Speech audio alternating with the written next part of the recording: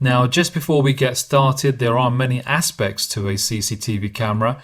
We have covered the analog and IP format in a different video. There should be a link that appears around this mark if you haven't watched that and would like to know more about analog and IP cameras. But in this video, we will concentrate on the different styles of cameras. Now, if you're new to CCTV and you've been browsing hundreds and hundreds of types of cameras and are getting a little confused, by the end of this video, you should get a better idea of the three main types of CCTV cameras, and this should allow you to select the right camera for your project. Now, like I said, although it might appear to be hundreds of different types of cameras, I'm going to boil it down and actually tell you there are only three types of cameras. Two of them are domes, the first one being a turret dome, the second being a vanal dome, and the third one a bullet camera. Now, there are outliers. Obviously, you've got cameras such as PTZs and covert specialist cameras, but we'll exclude those for this video and concentrate on the ones that fulfill 99% of applications. Now, let's start with the turret dome. It's my personal favorite. I've been an installer for about 20 years and managed several businesses within the security trade. And the turret dome, which back in the day used to be known as an eyeball dome, is still a favorite of mine. I'm going to show you why. Now, just before we delve into the advantages and disadvantages of this camera, just want to tell you a bit more about the different variations you might be seeing when you're browsing online. So let's take the turret dome. Now, all three of these are turret domes, although they look slightly different, and the one on the right appears bigger. The reasons for the change in look and size is due to the lens and infrared variation.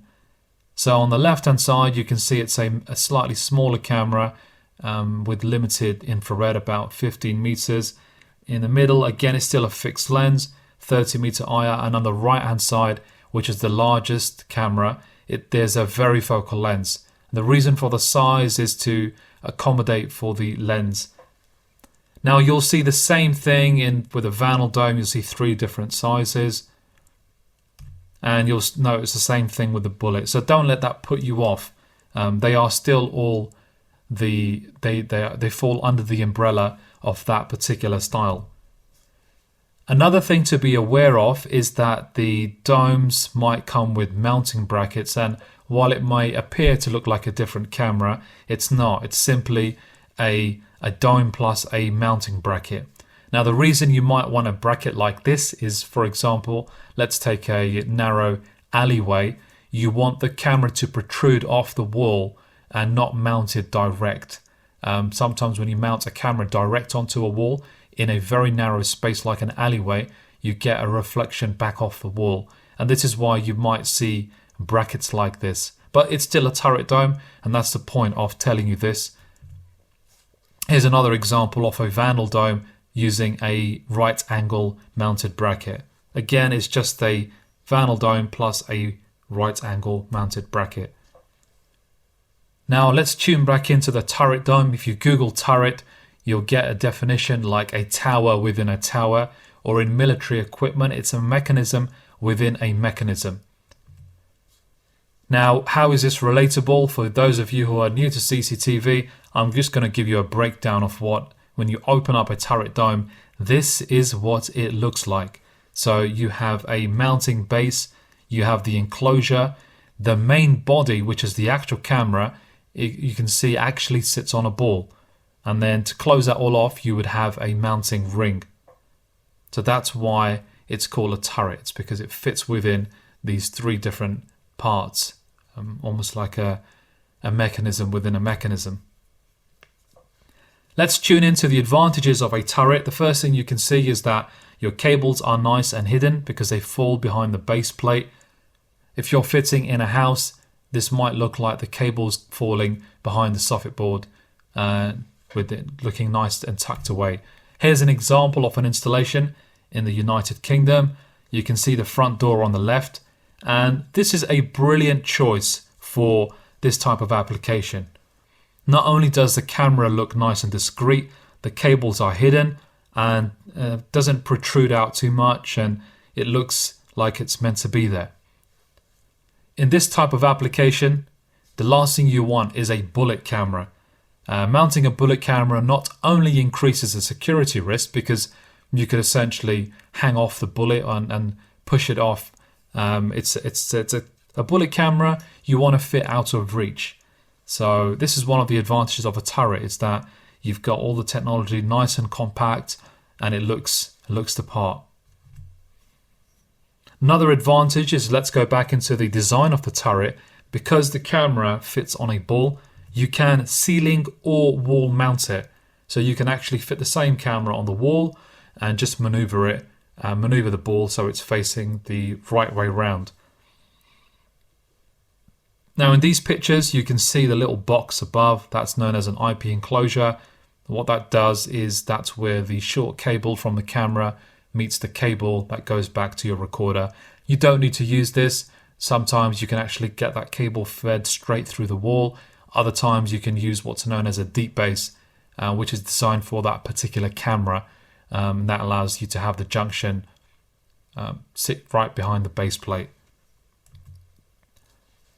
Another advantage of the turret, which you may or may not be aware of, the reason it looks the way it does is because the lens and infrared are separated by a different ring. This prevents something known as IR bleed, which can occur in other cameras. We're going to go into this a little bit later.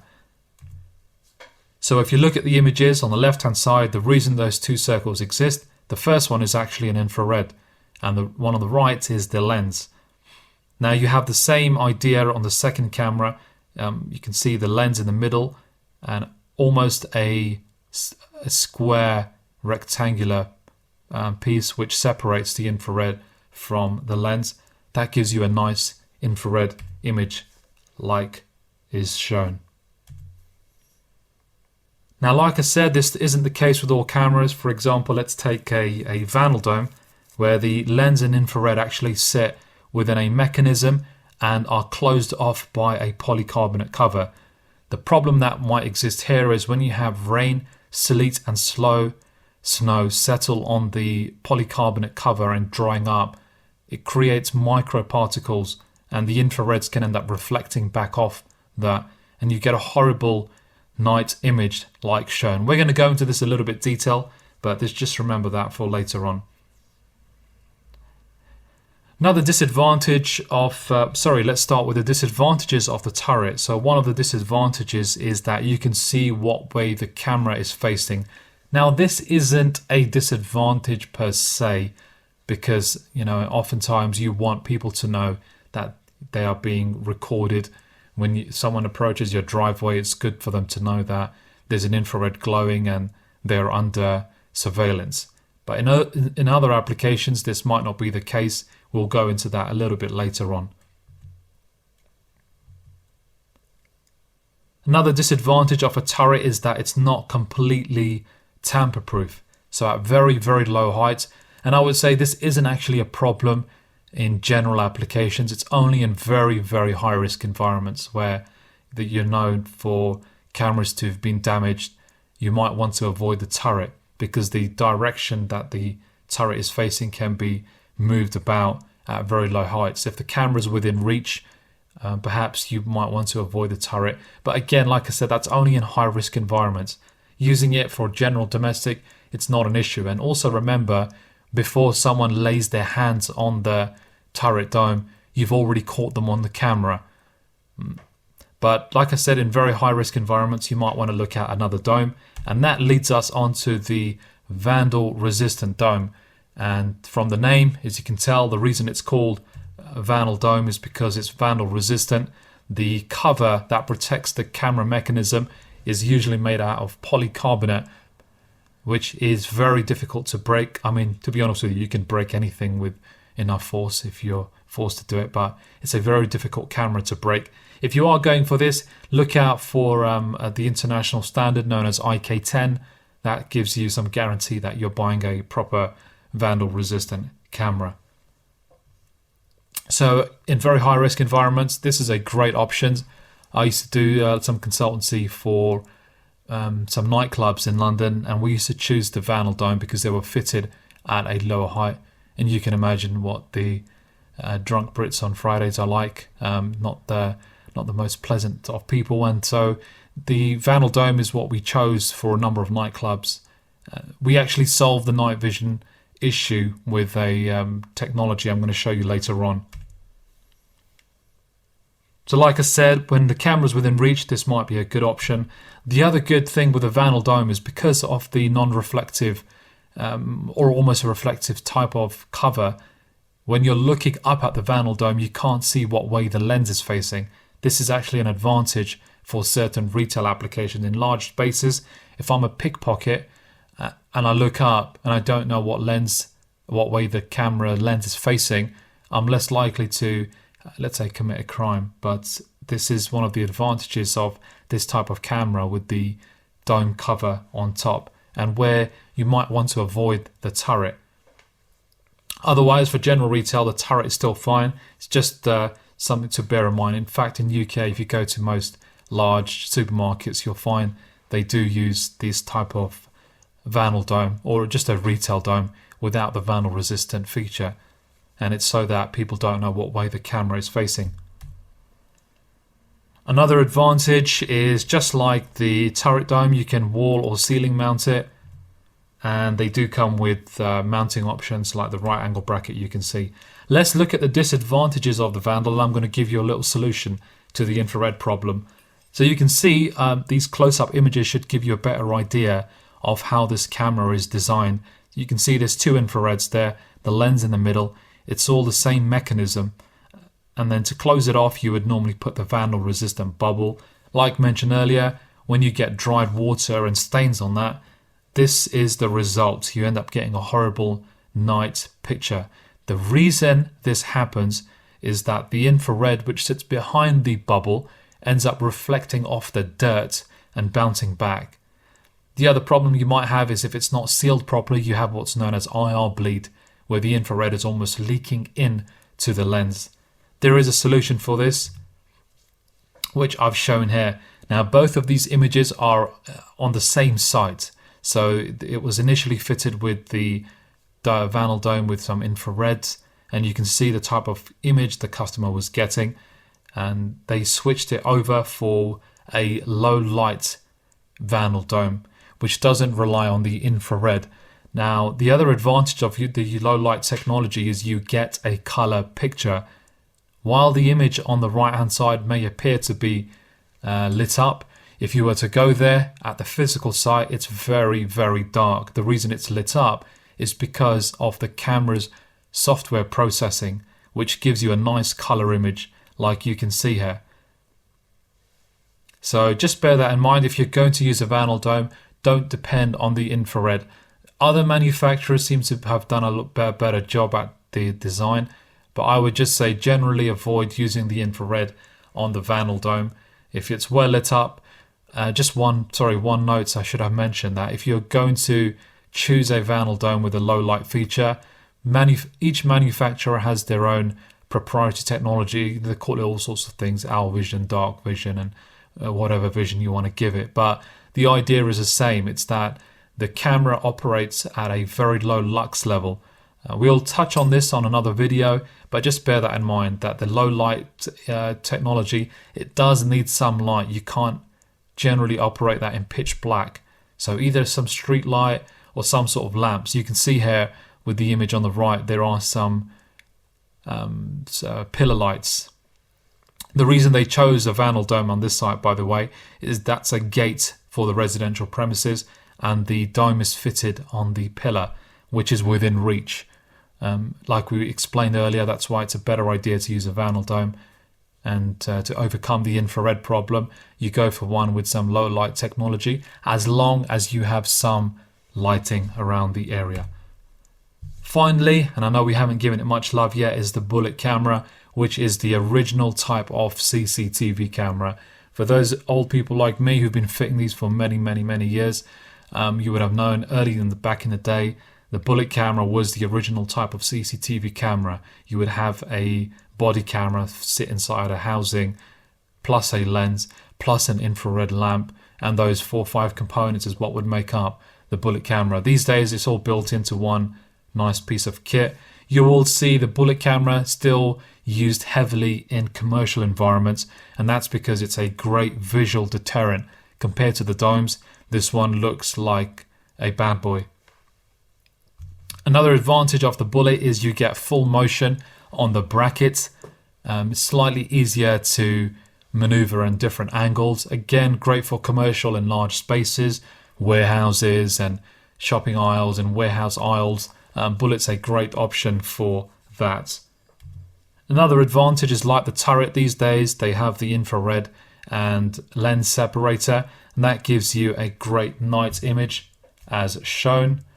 By the way, just like the Vanel Dome, the bullet and turrets also can come with a low light technology option where you get a color image at night as opposed to a black and white. So we'll touch on this on another video in regards to night vision, but just bear that in mind, as any of these cameras can come with the low light technology, but you do have to have some lighting, some street light to light it up, not a lot, and you will get a nice color image. Another advantage of the bullet is because of the size, you can actually squeeze all types of lens variations. So most ANPR cameras, that is your number plate recognition cameras, will almost always be a bullet. That's because the size of the camera allows for this type of technology to be packed in. Disadvantages of a bullet. I know many of you are buying kits online, etc., and I would just say if you are buying kits with bullets, just avoid fitting them too low. You want to move, this should ideally be completely out of reach, but that's one disadvantage of the bullet, is aesthetically you might not want something protruding out your soffit board. So for example here, where we've used a turret dome in a domestic installation, the bullet might look a little bit ugly. Not only is it a little bit ugly, you can yank that off if it's within reach. So it prevents it's a security risk. It's okay for higher fitting, and therefore it's a great choice for commercial. That's it, we're all done. Just before we finish off, let's do a quick summary.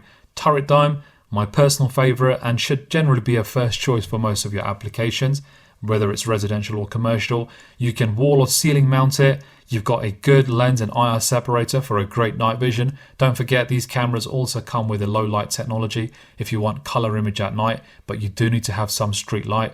I would say avoid this camera in very, very high risk areas. Instead, use dome number 2, known as the Vanel Dome. And again, you can use this in retail, but just be aware that people will know what way the camera is facing.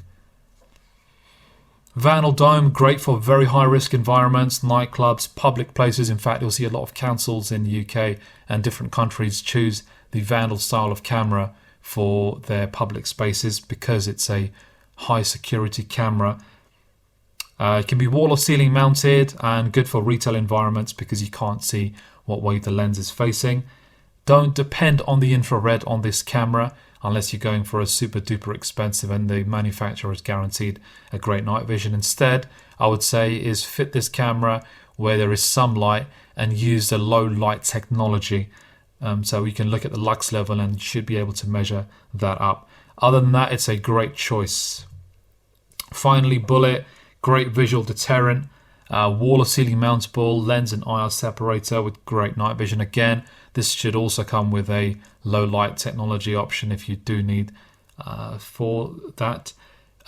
Advanced features like ANPR cameras, you'll almost always have to go for a bullet due to the size. And also if you want very, very large lenses, again, you'll have to depend on a bullet type of camera.